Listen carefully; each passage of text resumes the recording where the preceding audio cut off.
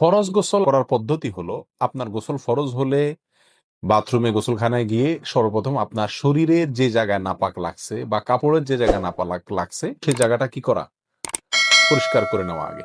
যদি আপনার জায়গাটা চিহ্নিত থাকে যে এই জায়গাটা নাপাক লাগছে, ওই জায়গাটা ধুয়ে ফেলান। এরপরে নামাজের জন্য যেভাবে আমি অজু করছি সেভাবে অজু করা।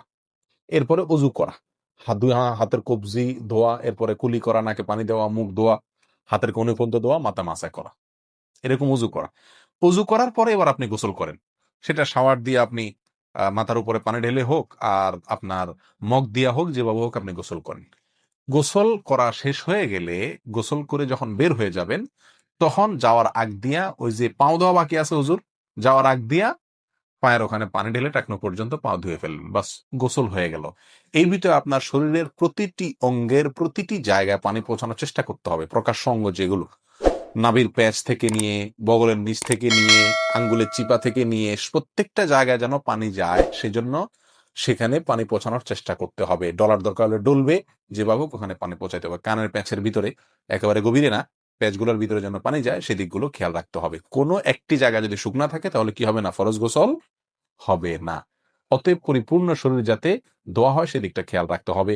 নেল পালিশ ইত্যাদি বা কোনো রং টং ইত্যাদির কারণে যদি কোনো আবরণ থাকে শরীরের উপরে, তাহলে সেগুলো সরা নিতে হবে, তা না হলে কি হবে না, ফরজ গোসল আদায় হবে না।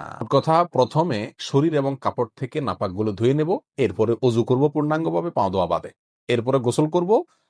আর বের হওয়ার সময় দোনো পাও টাকনো পর্যন্ত ধুয়ে তারপর বের হয়ে যাব। এই গোসলের সাথে আমার অজু হয়ে গেল। এই গোসলের পরে আর কি করার দরকার নাই, অজু করার দরকার নাই। অনেকে গোসলের পরে অজু করেন, এটা কোনো প্রয়োজন নাই। তবে কেউ যদি গোসল করা অবস্থায় তার পেশাব চলে আসে, অনেকে আছে পানির স্পর্শ লাগলে পেশাব বেশি আসে, তো গোসল করা অবস্থায় যদি তিনি পেশাব করে দেন বা অজু ভঙ্গের কোনো কারণ তার ভিতরে আসে, তার বায়ু ছাড়লেন, তাহলে তো সেক্ষেত্রে অজু যেটা শুরুতে করছিল ওইটুক তো আর নাই। তাহলে তাকে আবার কি করতে হবে, নতুন করে গোসলের পরে অজু করতে হবে। এই হলো মোটামুটি ফরজ গোসলের পদ্ধতি।